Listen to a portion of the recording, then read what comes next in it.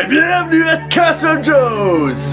Donc aujourd'hui on va parler de la favorite. Et oui, chose promise, chose faite, parce que comme dans ma vidéo sur la lettre E pour Emma Stone, j'ai dit que j'allais en parler. Donc me voici. Et je vais arrêter de sauter parce que c'est super chiant.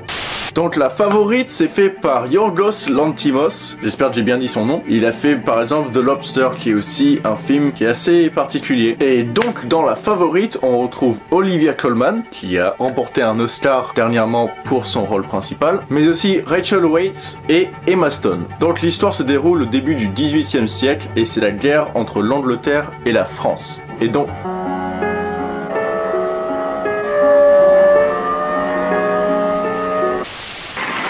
Et donc la reine Anne, aux santé fragile et au caractère instable, occupe le trône tandis que son amie Lady Sarah gouverne le pays à sa place. Et tout va du mieux juste à temps que Lady Abigail Hill, jouée par Emma Stone, arrive et commence à sympathiser avec la reine Anne.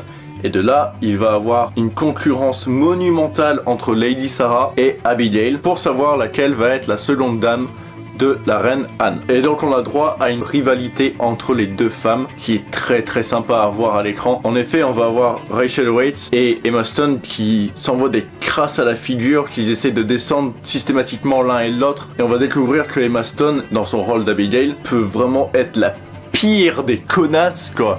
Et c'est vraiment sympa de la voir dans un rôle aussi différent que les autres qu'elle a joué. Donc oui, j'ai bien aimé ce film de par son scénario, les acteurs qui jouent dedans, la performance des acteurs, le suspense que ce film crée, mais il y a une chose qui distingue ce film d'être un peu plus génial que les précédents films que j'ai vus auparavant dans ce début d'année, et c'est les plans de caméra. Les plans de caméra sont sublimes, et ça se voit qu'il utilise quasiment toutes les techniques de plans de caméra qui existent. Donc ça va des plans élargis à du travelling, et on a souvent le droit à du travelling dans les scènes qui se passent dans l'obscurité, et le travail de travelling est juste parfait. Mais aussi on a le droit à quelque chose qu'on ne voit pas trop souvent au cinéma, et c'est le fisheye. Donc oui, œil de poisson.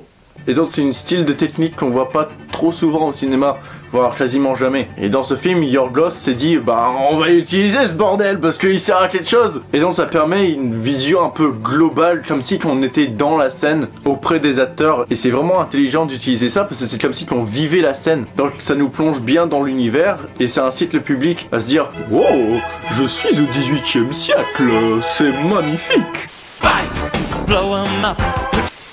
Donc voilà, j'ai adoré le fait qu'il utilise tant de techniques de caméra, même si des fois elles sont souvent abruptes dans ce film, mais j'ai bien aimé et c'est quelque chose d'assez unique qu'on voit particulièrement dans les films de Yorgos. Le film est très bon, mais il y a des scènes qui durent assez longtemps et auxquelles on s'ennuie un petit peu malheureusement, et que si c'était un petit peu raccourci, que le film faisait 1h45, ça aurait été un peu mieux. Donc voilà, ce film a gagné au moins un Oscar pour le meilleur rôle principal, donc je vous incite à aller le voir parce que pour moi c'est un très bon film et je vais lui octroyer la note de 7 sur 10.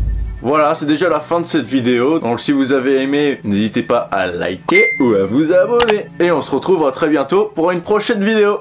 Ciao!